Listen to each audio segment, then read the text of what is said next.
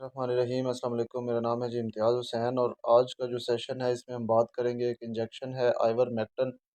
बहुत सारे हमारे दोस्त जो हैं वो इसके नाम से वाकिफ़ हैं और बहुत सारी कंपनीज़ मार्केट के अंदर जो है वो मुख्तलिफ नामों के साथ जो है ये आइवरमेक्टिन इसको सेल भी कर रही हैं।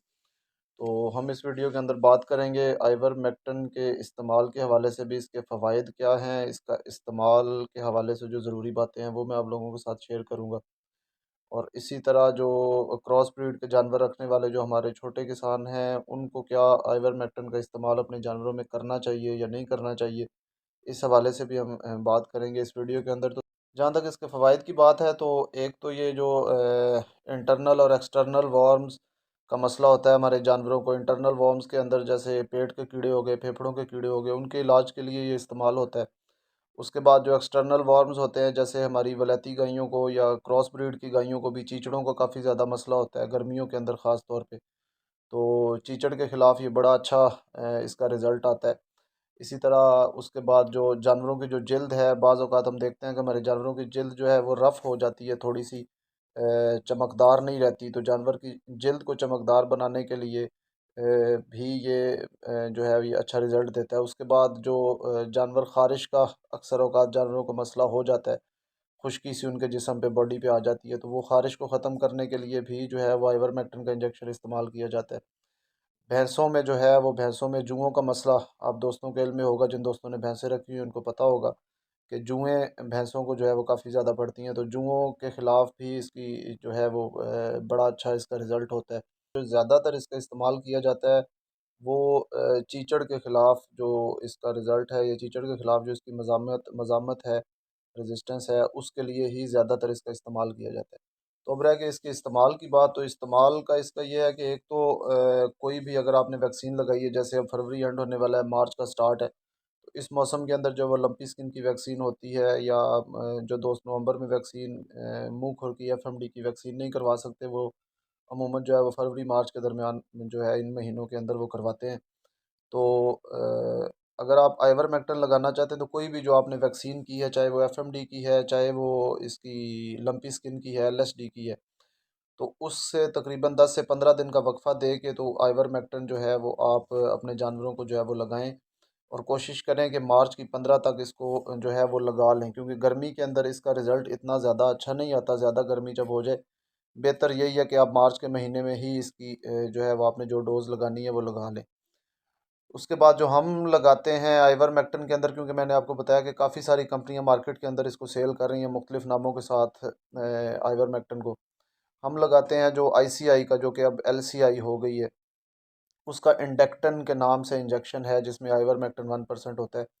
तो हम वो लगाते हैं हर, और इसकी डोज़ जो है वो हर 50 ग्राम वज़न के ऊपर 1 सीसी लगाते हैं। मतलब अगर कोई 500 किलोग्राम की गाय है या तो उसको 10 सीसी लगाएंगे। और अगर कोई 600 किलो का आपका जानवर है, लाइव वेट जो उसका, तो उसको 12 सीसी जो है वो लगाएंगे। तो उसकी डोज़ का ख़ास ख्याल रखें। किसान को अंदाज़ा होता है कि उसका जानवर का वज़न कितना है, तो उसी डोज़ के हिसाब से, डोज़ से ज़्यादा ना लगाएं, क्योंकि डोज़ से ज़्यादा लगाने का नुकसान होता है, और डोज़ से कम लगाएंगे अगर, तो उसका वो फिर रिज़ल्ट नहीं आएगा। तो हम आम तौर पे जो है वो मार्च की 15 तारीख तक कोशिश करते हैं कि आइवरमेक्टिन की जो डोज़ है वो हम इंजेक्ट कर दें अपने जानवरों को।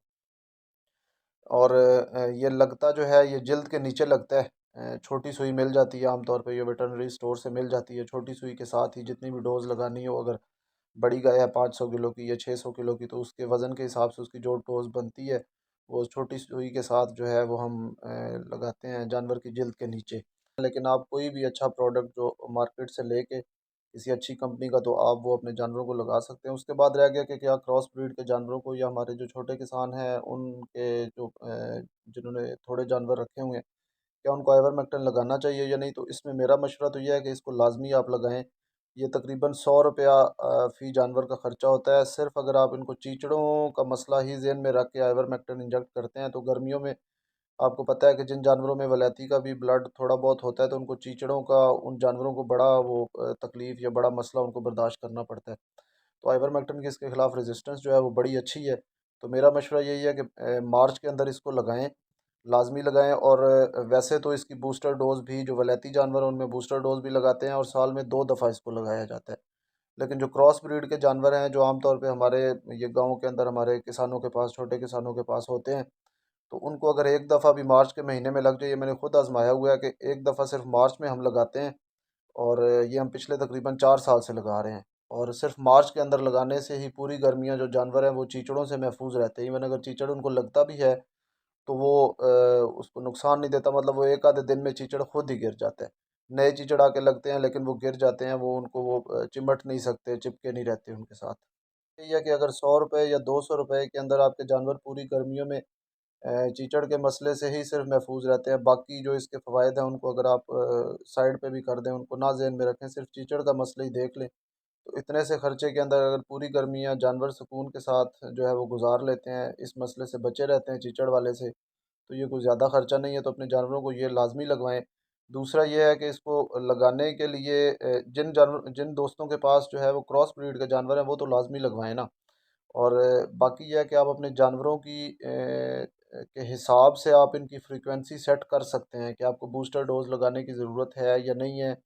इसी तरह आपको एक दफ़ा साल में लगाने से आपके जानवर उस पे अच्छा रिस्पॉन्ड कर रहे हैं तो आपको दूसरी दफ़ा लगाने की ज़रूरत नहीं है। अगर अच्छा रिस्पॉन्ड नहीं करते, 3 महीने 4 महीने के बाद दोबारा से वही मसला आता है, तो आप उसको रिपीट कर दें।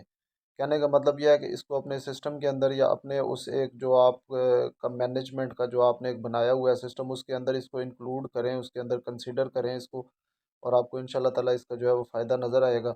तो यही आज का छोटा सा सेशन था जी, आप दोस्तों के साथ शेयर करना था, मेरा अपना एक्सपीरियंस भी क्योंकि था तो मैंने कहा अपने दोस्तों के साथ शेयर करूँ। तो दुआ में याद रखिएगा जी, अपना ख्याल रखिएगा। अल्लाह हाफ़िज़।